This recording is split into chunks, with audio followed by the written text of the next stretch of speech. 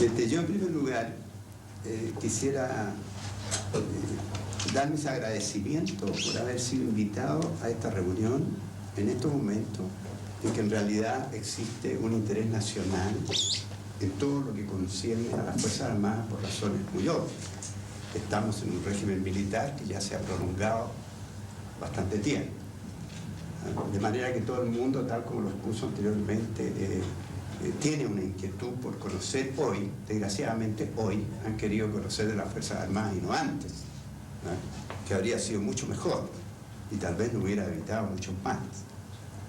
Lo que quiero decir es que en el fondo nuestras Fuerzas Armadas fueron esencialmente constitucionalistas, a lo largo de toda su historia, fueron esencialmente democráticas en los últimos 40 años y que lo que hoy tenemos, el régimen actual, es para mí ahistórico. No corresponde claramente a la tradición militar chilena. Las Fuerzas Armadas, llegadas a ser gobierno, tratan de impulsar en Chile un proyecto ahistórico, un proyecto absolutamente extraño a Chile, un proyecto que no tiene ninguna raíz en la ciudadanía y que por lo tanto nace faltado por cuanto realmente sus raíces, su expresión. Tratan de formar una sociedad que Chile no está en el alma más que de grupos minúsculos de chilenos. A mí me impactan a veces algunas cosas que escucho, ¿no? El mundo civil que estuvo en el golpe militar tiene que haber leído algo. Y a mí me extraña que después de haber leído, son dos personas cultas, no hayan sabido que los golpes militares conducen a lo que estamos ahora y que los términos de los gobiernos militares terminan, como lo acaba de decir usted, iguales. Entonces, si saben que un golpe militar va a conducir al país a los problemas que hemos vivido durante 13 años, con un gobierno autoritario, llamémoslo, o una dictadura, ¿cómo empujaron esto? Yo no participé en esto, ya lo dije. Yo me retiré el 22 de agosto del año 73, justamente después de haber vestido 40 años en uniforme militar y queriendo como quise mi institución y la sigo queriendo, porque no quise entrar en este proceso. Entonces, yo no me explico muchas veces a que muchas personas hablan de que entraron para restituir una institucionalidad con una dictadura. Aquí se ha dicho, y en lo cual estoy plenamente de acuerdo, que en primer lugar este no es un gobierno de las Fuerzas Armadas, sino que es un gobierno militar. Y a eso todavía hay que agregarle un gobierno militar personalizado. Es decir, en otros términos, en términos usuales, se dice una dictadura militar, con nombre y apellido. Y todo el mundo lo conoce, y está en la Constitución escrito. En mi juicio, el almirante Buceta en su intervención ha tocado una verdadera clave para entender el régimen chileno, que es el carácter militar unipersonal de este modelo, pero con la utilización de un sector civil que correspondería en el lenguaje de lo civil a la extrema derecha, que por tanto no tiene el respaldo ni lo tendrá nunca del conjunto del país, y a este sector civil de la extrema derecha, cuyos intereses son antagónicos con los de la gran mayoría del pueblo chileno, que jamás respaldarían en democracia esas concepciones, se le abren todas las claves verdaderamente importantes del Estado para el manejo de las decisiones económicas, para el manejo de las decisiones sociales y para el manejo de la política internacional. Ese es el daño profundo, a mi juicio, que se está haciendo a las Fuerzas Armadas chilenas hoy día, asociarlas de un modo estratégico con un sector del país en el que la mayoría de los chilenos no confían, cuyas opiniones jamás por canales democráticos habrían llegado a ninguna oportunidad. Cuando la sociedad civil no tiene un concepto profundo y un raigambre permanente, grande, democrático, las Fuerzas Armadas tampoco lo van a tener. Por eso es que yo creo que las Fuerzas Armadas chilenas adhirieron al sistema democrático cuando hubo consenso democrático en este país y los civiles creyeron en la democracia, sean del lado que sean. Cuando se rompió este consenso, las Fuerzas Armadas se separaron de la democracia. El problema de las causas de los golpes militares y quién impulsa a quién, yo ahí me remitiría a una célebre frase del presidente Alfonsín: no hay ningún golpe militar que sea puramente militar, son cívico-militares. Y cualquier analista que toque estos problemas va a encontrar de que hay causas civiles de los golpes militares y hay causas militares, y ambas cosas están juntas. Entonces lo importante es tener una visión bien balanceada del asunto, porque yo estoy enteramente de acuerdo con el general Pickering y con el almirante Uceta cuando dicen de que cuando la sociedad civil se divide profundamente y de modo irreconciliable, la sociedad civil está invitando al arbitraje militar. Yo reconozco, nosotros quebramos la Constitución para restablecer el imperio de esa misma Constitución. Pero no pueden acusarse a las Fuerzas Armadas en general, así es lo que ha pasado después, porque en ese momento, en el inicio del gobierno, se buscó el restablecer la Constitución. Se buscó arreglar esto para el futuro para que no volviera a repetirse. Pero cuando llegó el momento en que había que echar a andar el sistema y nosotros volvernos a los cuarteles y a las bases, apareció un señor que otra vez estaba mirando para España, a Franco, y dijo: yo soy un franco chileno. Si hay algo en que a mi juicio ha fracasado el gobierno militar que nos rige, fue en uno de los objetivos fundamentales iniciales, que era precisamente producir la unidad nacional. Yo creo que eso ha sido la falla más fundamental, el fracaso más profundo del gobierno militar, sobre todo de un gobierno que se dice de las Fuerzas Armadas, que son representativos de toda la nación y que debieran ser, como lo han sido históricamente, elementos de unidad. Ese es el valor fundamental de las Fuerzas Armadas. Han perdido ese carácter las Fuerzas Armadas y este gobierno ha fracasado en lo fundamental que era su objetivo inicial. Creo que la institución militar, por lo que son sus características propias, tiene que tener una estructura, una jerarquía, principios de obediencia, no de liberación, que la hacen completamente inadecuada para el ejercicio del poder político. Las Fuerzas Armadas han sido de tal manera manipuladas en la institucionalidad que durante todo el periodo que va hasta el 89 son privadas de cualquier deliberación. Son un instrumento ciego, obediente, no deliberante. Pero a partir de la vigencia del articulado permanente, por la vía del Consejo de Seguridad Nacional, se les compromete para siempre en la política, en el sentido de que por la vía del Consejo de Seguridad Nacional tienen atribuciones que ninguna Fuerza Armada, ni siquiera en las dictaduras militares de Brasil, Uruguay, Argentina, han tenido nunca. Y entonces hay aquí una contradicción brutal entre el absoluto sometimiento de las Fuerzas Armadas al poder personal del comandante en jefe y el articulado permanente que les abre una participación en la política, y yo creo que en definitiva las va a terminar dividiendo y destruyendo. El problema no está ni en militarizar a la sociedad civil, como es como la que se pretende en los regímenes militaristas y como se está pretendiendo ahora y como se ha realizado durante todo este tiempo, que es un error, o en pretender democratizar o civilizar, entre comillas, por emplear este término mal empleado, a las Fuerzas Armadas. El problema está, en primer lugar, que ya lo expreso aquí, a mi juicio, ¿cómo llegar a una buena correlación? En primer lugar, que la sociedad civil sea democrática. Esa es base fundamental. Ustedes comprenderán que en este momento que estamos viviendo un régimen militar en que la mayoría del país ya no lo acepta o no está de acuerdo con él, se ha agotado en el tiempo el régimen militar, pero sin embargo vemos que la oposición todavía no puede ponerse de acuerdo en cosas fundamentales. Y no hay que confundir los desacuerdos en la sociedad civil en planos en que son legítimos dentro de un juego democrático de los desacuerdos profundos en cuanto al modelo. Yo creo que en Chile hay un consenso democrático extremadamente amplio y fuerte hoy día.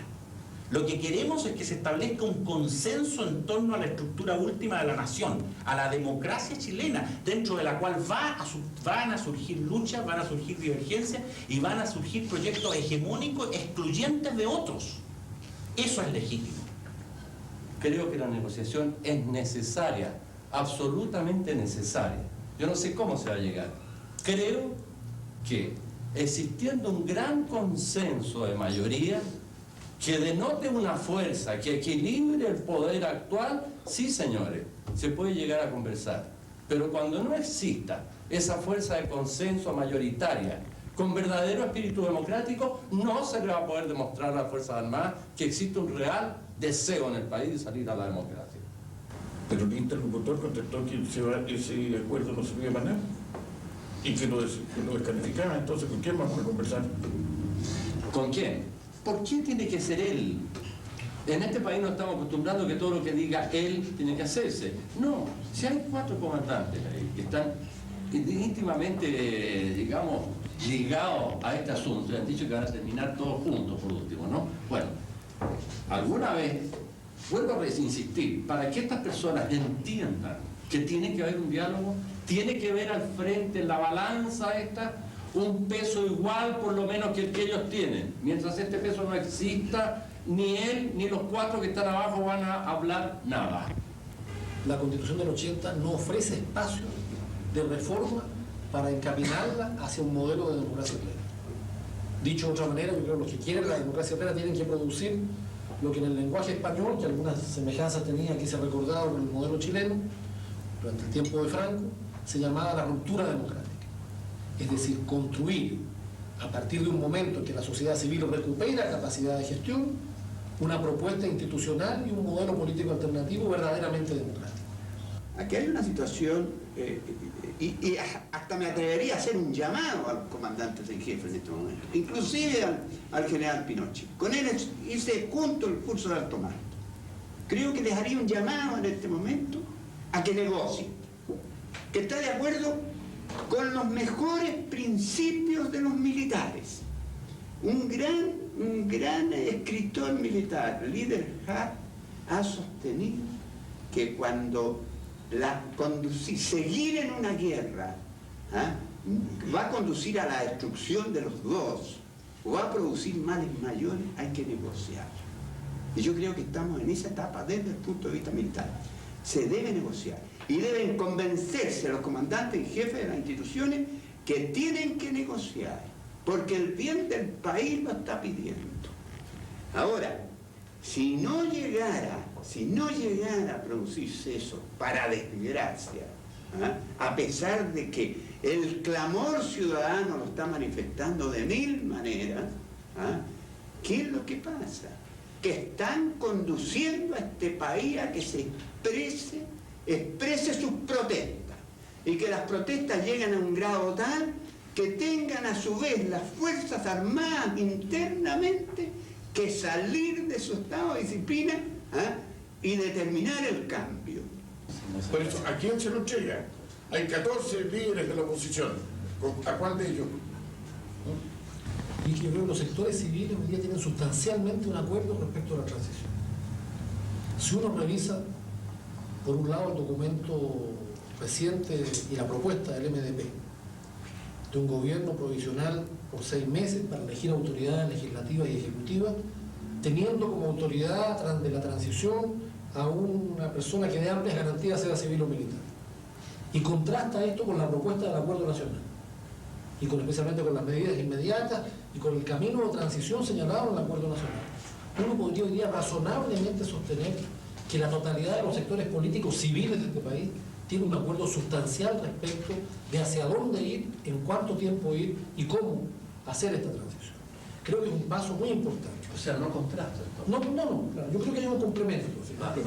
Y creo además que hay un complemento con este esfuerzo muy importante, a mi juicio, de las organizaciones sociales y en la Asamblea de la Civilidad, que es una especie de complemento de lo que fue el Acuerdo Nacional y esta posición de los partidos políticos de la izquierda agrupados en el MDP. Entonces, yo no pierdo la esperanza de la negociación. Si yo perdiera la esperanza de la negociación, estaría en el camino de la violencia. Y mientras no la pierda, yo tengo que seguir insistiendo en que hay que obligar a la negociación. Los caminos tendrán que ser aquellos que las necesidades vayan imponiendo. Y en eso no hay límite. Pero los responsables, si se llega a la violencia, van a ser aquellos que se negaron hoy día a negociar. Eso es claro. ¿Quiénes van a negociar? Todos para mí son interlocutores válidos. Todos. Aquí, cuando se negocia el destino del país, todos deben tener participación. Esa es mi apreciación muy clara.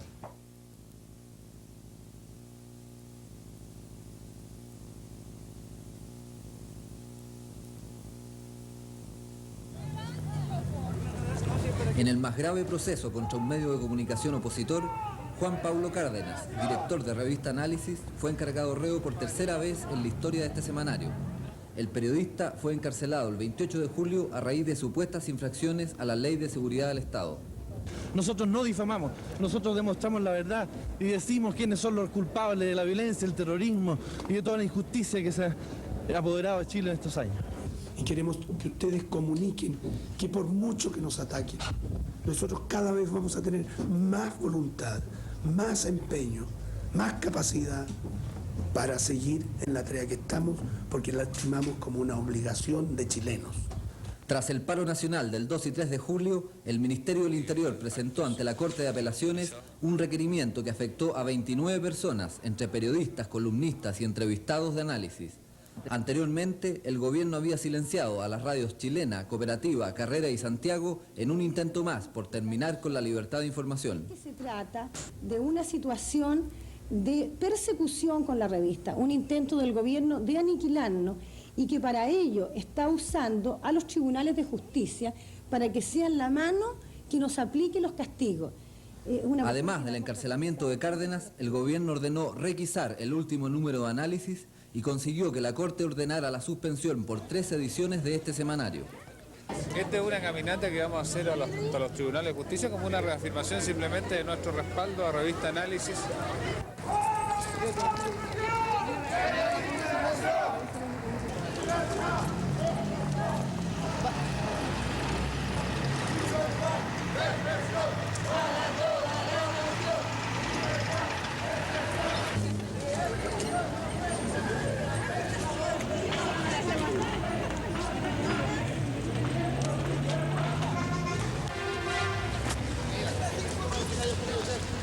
¡Cuidado, que están quemando! ¡Lo están quemando! ¡Asesino! ¡Asesino! ¡Asesino! Estamos en la calle defendiendo lo que son nuestros postulados, la libertad de expresión, la democracia y exigiendo la libertad de nuestro colega, amigo y compañero Juan Pablo Cárdenas y exigiendo que se ponga fin a esta aberración de tener la clausura contra la revista Análisis.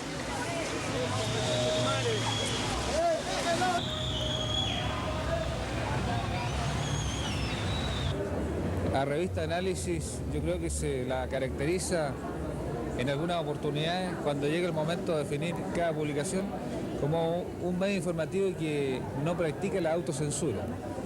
Bajo un régimen como este, ese es un pecado muy grave, un pecado, diría yo, también poco frecuente. Y precisamente por la negativa a autolimitarse que tiene la revista y que obedece sencillamente a un principio ético, es que las autoridades actúan con especial dedicación con respecto al análisis, se preocupan especialmente de Revista Análisis. Es una preocupación no muy saludable, eso lo entendemos, pero la Revista Análisis en el fondo está cumpliendo con su deber, que es el de tratar de informar hasta donde le sea posible y más allá de lo que le sea posible cuando los límites son impuestos por disposiciones o reglamentaciones represivas.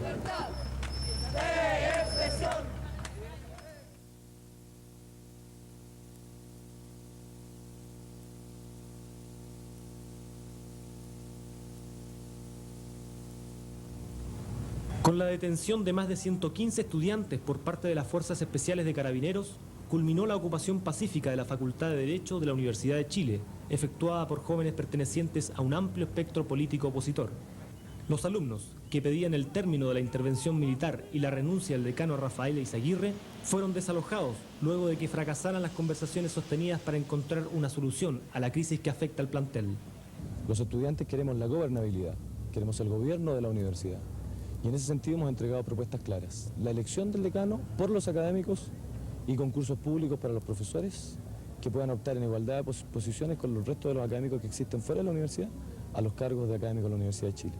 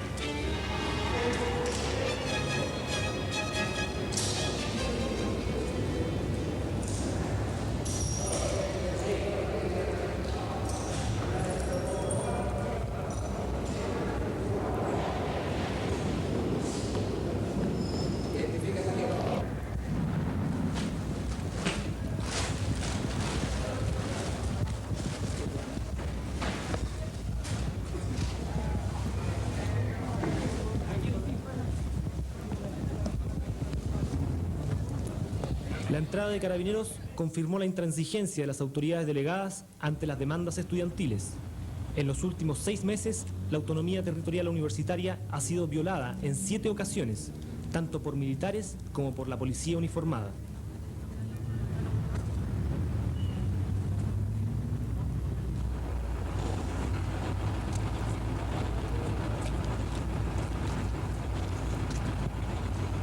La demostración ha sido muy clara, el señor decano no tranza, el señor decano considera que él es el hombre que tiene que estar en el puesto. Yo lo desafío a que él someta a elecciones su vigencia en el cargo, como lo hacían los estudiantes. Él ordenó el ingreso de los carabineros a la universidad y tomaron detenidos a nuestros compañeros. Esto se va a producir en el resto de la Universidad de Chile y él una vez prometió que nunca iban a entrar los carabineros. Ha sido inconsecuente, debe renunciar.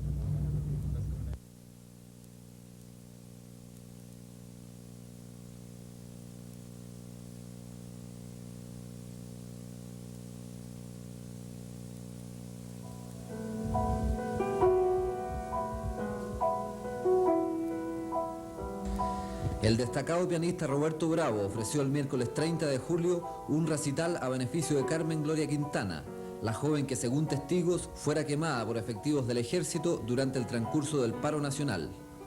En el concierto, que se desarrolló ante casi 1000 personas que colmaron la parroquia de Santa Gemita, Roberto Bravo presentó su último cassette editado en Chile por el sello Alerce.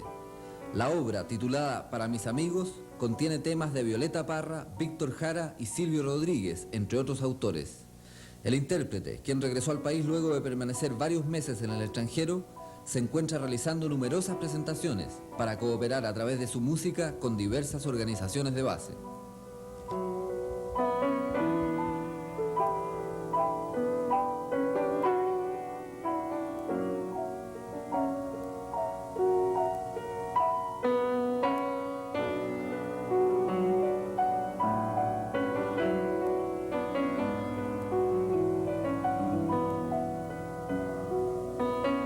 Concierto que ofrecí para reunir fondos y cooperar con la campaña que hay para tratar de aliviar el problema tremendo que tiene ella en costear los gastos de recuperación. Al mismo tiempo estoy haciendo otros conciertos para comedores infantiles y jardines infantiles en la población La Bandera y en La Legua y también en Vicuña Maquena. Es mi manera de aportar, en cierto sentido, dignifica mucho lo que yo hago, ¿entiendes?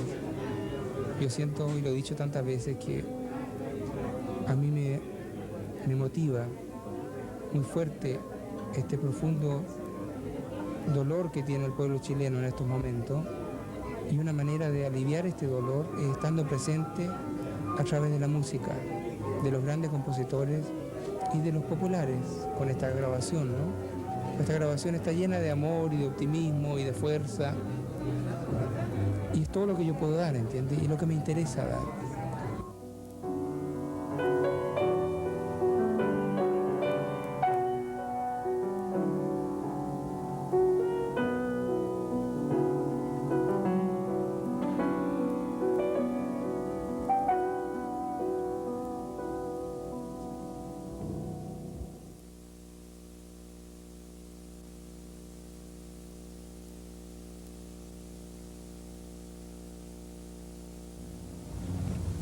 El movimiento contra la tortura, Sebastián Acevedo, efectuó una acción de denuncia frente al ex recinto de tortura ubicado en calle Londres número 40. La manifestación se realizó el martes 22 de julio y en ella se recordó la suerte corrida por 119 chilenos que fueron detenidos, torturados y luego desaparecidos en los años posteriores al golpe militar. En 1975, el gobierno de Pinochet justificó esta situación por medio del expediente de publicar en la prensa de Brasil y Argentina informaciones que señalaban que los 119 opositores habrían muerto en el extranjero. Aquí se torturó e hizo desaparecer a 119 chilenos. ¡Basta ya! En 1975, el gobierno dijo que esos 119 se mataron entre ellos. ¡Basta ya! En nombre de todos, por tu nombre verdadero, te nombro cuando oscurece, cuando nadie ve. Desde los inicios del régimen militar, la utilización de diversos métodos de tortura ha sido una de las prácticas más constantes de los servicios de seguridad de la dictadura. Según un informe de la Comisión de Derechos Humanos, el número de personas torturadas y sometidas a tratos inhumanos y crueles en los últimos 3 años asciende a los 3.402 casos, mientras que los detenidos desaparecidos suman 661 personas. Todo ello conforma un panorama absolutamente crítico en cuanto a la vigencia de los derechos fundamentales del hombre en Chile. Son estas las razones que han impulsado a la gran mayoría de los países del mundo a condenar sistemáticamente en las Naciones Unidas al gobierno de Pinochet.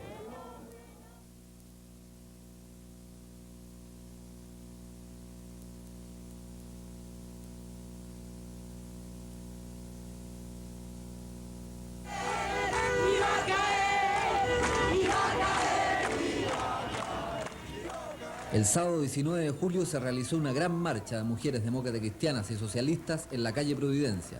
Las mujeres marcharon pasado el mediodía exigiendo la liberación de María Antonieta Sá, representante de las organizaciones femeninas ante la Asamblea de la Civilidad, quien se encuentra encarcelada desde el 15 de julio pasado. La manifestación fue iniciada por las mujeres demócratas cristianas, quienes protestaron contra la desinformación de los noticiarios de televisión. Luego de que Carabineros intentó disolver a las manifestantes, estas lograron reagruparse y marchar contando con el apoyo de la gran mayoría de la gente que circulaba a esas horas por Providencia.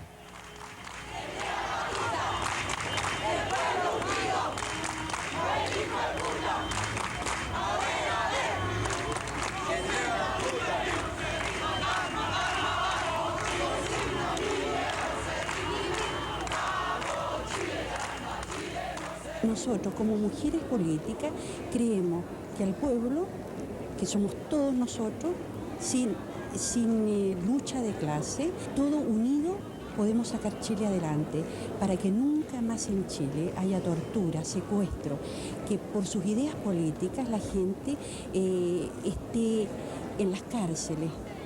Como tenemos mujeres en la cárcel de San Miguel, presas políticas que hace 4 o 5 años que están presas ahí, mujeres que han sido torturadas, violadas, mujeres cesantes, mujeres que trabajan en la forma más miserable, en el POG, en el PEM. No queremos ver más un Chile de miseria, queremos que todo el mundo participe.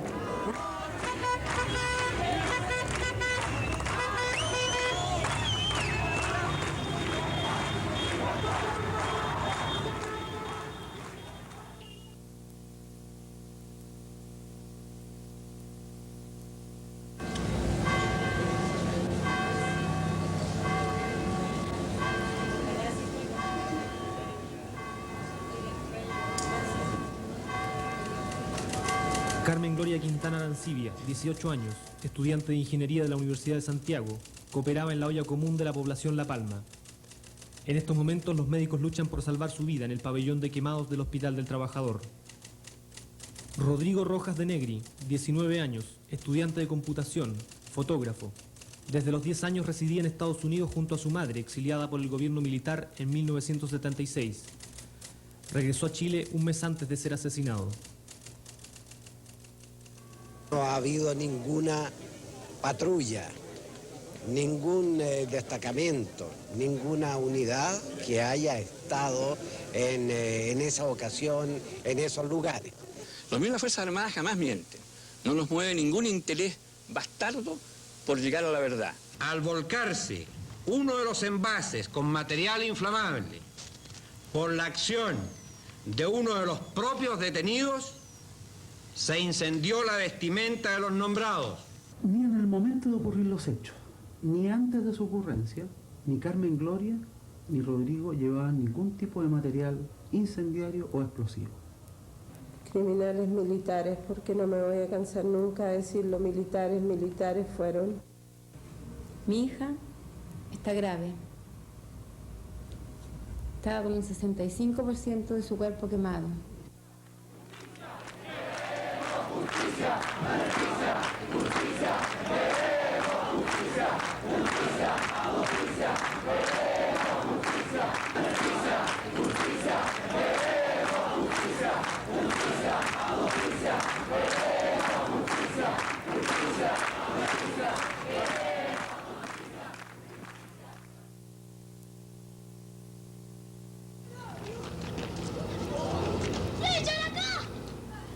Este es el lugar en donde Rodrigo y Carmen Gloria fueron quemados. Hernán Yungue es una calle corta que se inicia en Avenida General Velázquez y topa al fondo con Fernando Yungue. Allí fueron apresados los dos jóvenes y a golpes traídos hasta aquí, obligándolos a permanecer tendidos boca abajo mientras eran interrogados. Fue entonces cuando una hermana de Carmen Gloria intentó, junto a su pololo, acercarse al lugar. Cruzó un militar y el otro se quedó a mitad de cuadra. Y el que cruzó le puso el fusil en el pecho aquí a mi pololo y nos dijo que cruzáramos. En ese momento levantaron a Carmen Gloria del piso, digamos, y le empezaron a hacer una especie de interrogatorio. Yo no sé en realidad qué le preguntaban, porque en realidad no escuché. Bueno, pero ella no contestaba, digamos, lloraba nada más y se quejaba. Y bueno, y al ver esta actitud, digamos, que ella no contestaba, un militar le pegó con su fusil, digamos, en la cara a Carmen Gloria, que con ese golpe la azotaron contra la muralla y la volvieron a tirar nuevamente al piso.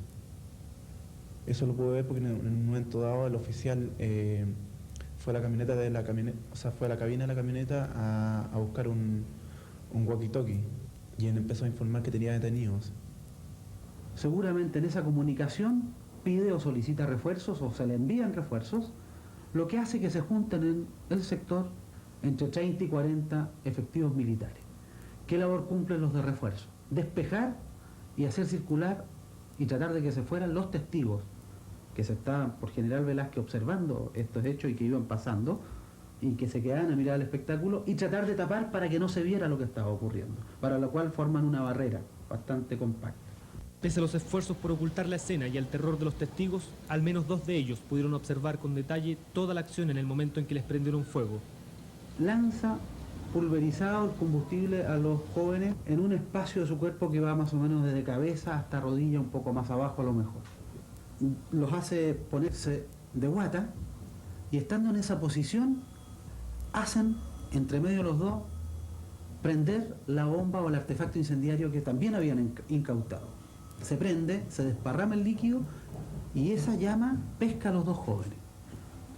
Ellos ya habían sido golpeados, sin embargo Rodrigo logra incorporarse y trata de apagar el fuego manoteándosela con los brazos todo su cuerpo y moviéndose desesperadamente. Es reducido mediante un golpe de culata en la nuca y cae en otro lugar. Llegué como una media hora o 3/4 de hora después de lo sucedido. Y ahí no quedaba nada en la calle sino los restos de lo que había pasado. Había 2 montones de ropa totalmente carbonizadas, había manchas de sangre y hasta pocitas de sangre que pude recoger, unas muestras. Había también como una placa de nylon fundido donde me dijeron que había estado la Carmen Gloria, su ropa parece que se había fundido allá. También un botellón estrellado contra la vereda. Media hora después, Rodrigo y Carmen Gloria fueron abandonados en el cruce de Aguas Claras con el camino a Renca, cerca del lugar donde aparecieron los 3 degollados. Cuando fueron botados en Quilicura en calidad de muertos, le dijeron a los señores carabineros, por favor, mátenlo, y se revolcaban en el suelo ellos, pidiendo que los mataran, cuál sería su sufrimiento. So nobody can tell me that my son was not tortured. Believe me, I know what torture are. I was tortured too. We can't continue these crimes.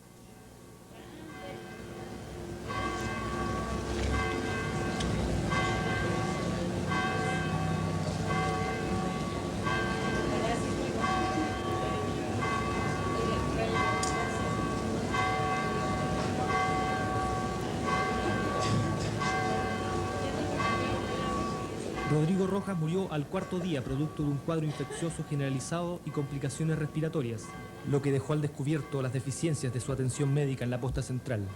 Primero que nada, por ejemplo, el día sábado y domingo no funcionaba el laboratorio. Al principio no hubo albúmina, cosa increíble, que los pañales desechables desde la farmacia pasaban directamente a un quemado, cosa que realmente es aberrante, porque un quemado necesita toda clase de esterilidad para poder sobrevivir, porque si no las infecciones que se dan casi en forma natural en un quemado, bueno, se aumentan. Yo pienso que si a Rodrigo y a Carmen lo hubieran llevado de principio, no se hubiera puesto, yo no sé quién se opuso para llevarlo al Hospital del Trabajador, eso no lo sé quién se opuso. Los niños estarían vivos, los dos.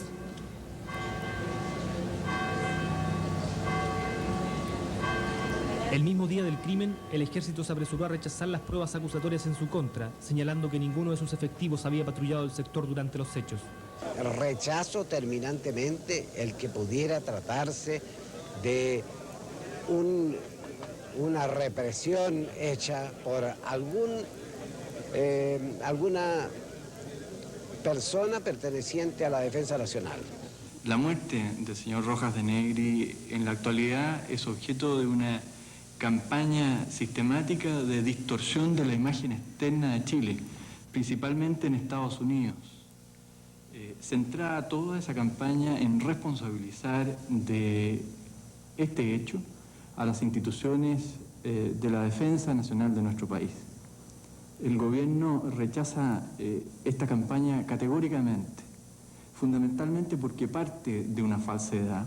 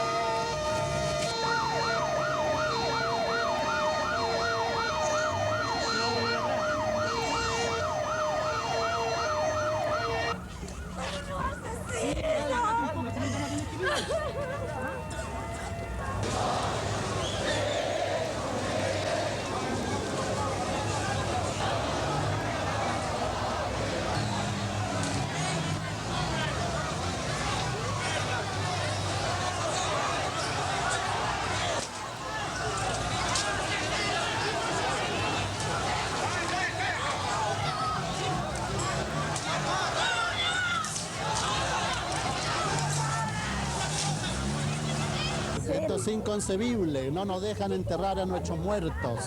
Esto que ha sido uno de los crímenes más horrorosos que hemos visto en estos últimos años, y nosotros en representación de la Iglesia protestamos enérgicamente. La indignación cunde también fuera del país, especialmente en Estados Unidos, debido a que Rodrigo tenía la calidad de residente en esa nación. Las cadenas de televisión norteamericanas difunden reportajes sobre el caso y el gobierno de Reagan hace escuchar su opinión. There's no excuse for what the government of Chile did yesterday after this horrible and tragic event of this death of 19-year-old. No hay excusa para lo que hizo el gobierno chileno ayer después de la tragedia de este muchacho de 19 años, Rodrigo Rojas. La reacción del gobierno fue agua y gas. Esto está pidiendo problemas, está pidiendo violencia, un deterioro de la situación política en Chile. Es inexcusable e indefendible.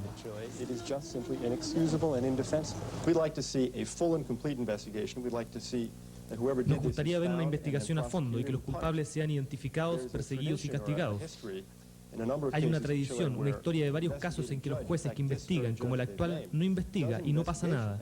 Y las muertes no cesan. Nos gustaría ver gente castigada por hacer esto.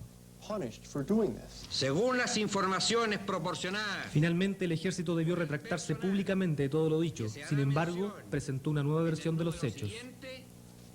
al volcarse uno de los envases con material inflamable por la acción de uno de los propios detenidos, se incendió la vestimenta de los nombrados, la que fue apagada con frazadas que llevaba el personal militar. Como consecuencia de lo anterior, esta comandancia de guarnición ha dispuesto la detención de 3 oficiales. Llegué a la conclusión que correspondía declarar reo a uno de los oficiales. En consecuencia, a los otros funcionarios militares ordené ponerlos en libertad. Yo creo que aquí el ministro hizo una opción fundamental. Optó por la tesis del ejército. Y para hacer esa opción, desde el punto de vista del proceso, ignoró y dejó de lado toda la evidencia que existía que contradecía esa versión. Nosotros creemos en los testigos que hay y como siempre pensamos que es la justicia la llamada a determinar. Por lo mismo es que pareció insuficiente el fallo dado por el ministro Echavarría. Según cifras de la Vicaría de la Solidaridad, desde la primera protesta nacional las Fuerzas Armadas y de Seguridad han estado involucradas en un total de 231 muertes, es decir, un promedio de más de 5 asesinatos al mes. En ninguno de estos casos los culpables han sido castigados. Debido a la impunidad en que han quedado los crímenes del régimen, la atención nacional e internacional se centra ahora en los tribunales de justicia. Por su parte, el movimiento contra la tortura Sebastián Acevedo protestó por la actuación del ministro Echavarría. Alberto Echavarría. Todo el mundo con estupor ha conocido su fallo. Abandonemos la señor ministro, por favor. Señor ministro.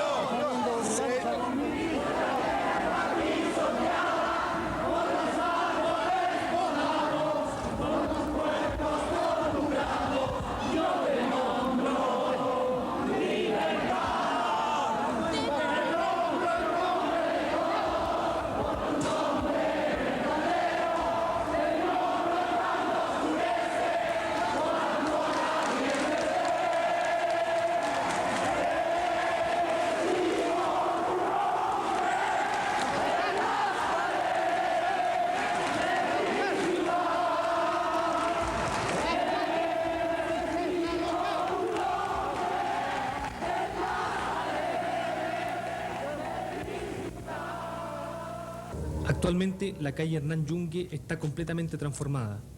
Mantener viva la memoria de los jóvenes quemados es la primera muestra de superación del dolor y el miedo. La primera vez que él llegó, tuvimos una pequeña olla común con los pobladores, entonces, bueno, él estuvo con los niños trabajando ahí, fueron a ver unos títeres, le compró calcetines a los niños, les regaló a ellos. Y bueno, él trataba de lo posible de sacar fotos acá en actividades que nosotros podíamos tener, como una marcha que tuvimos, como una olla común. Me acuerdo que era muy servicial, siempre estaba como atento a lo que la gente podía necesitar.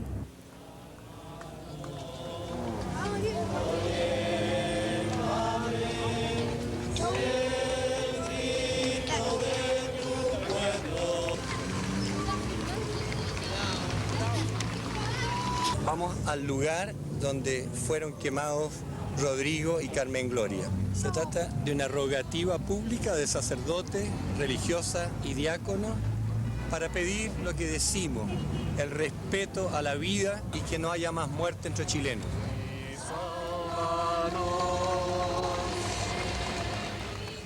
Mientras tanto, Carmen Gloria continúa luchando. Cada día que pasa, aumentan sus esperanzas de vida.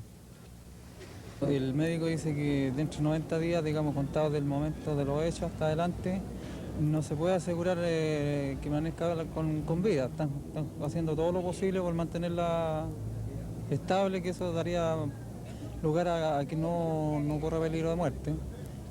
Secuelas, va a tener secuelas físicas y psíquicas a la vez, porque lo que ella vivió en esos momentos en este lugar son cosas que no se van a borrar fácilmente.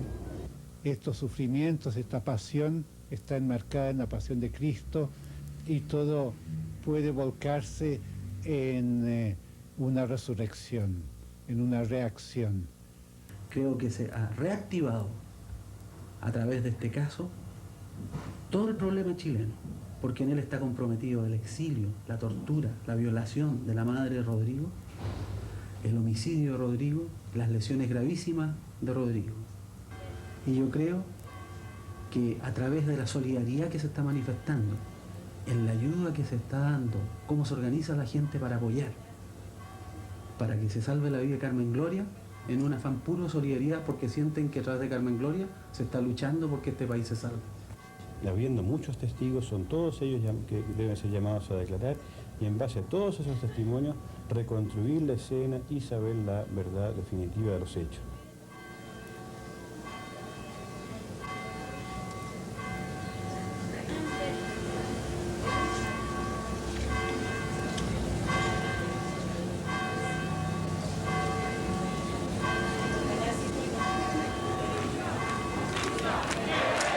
Justicia, justicia, justicia.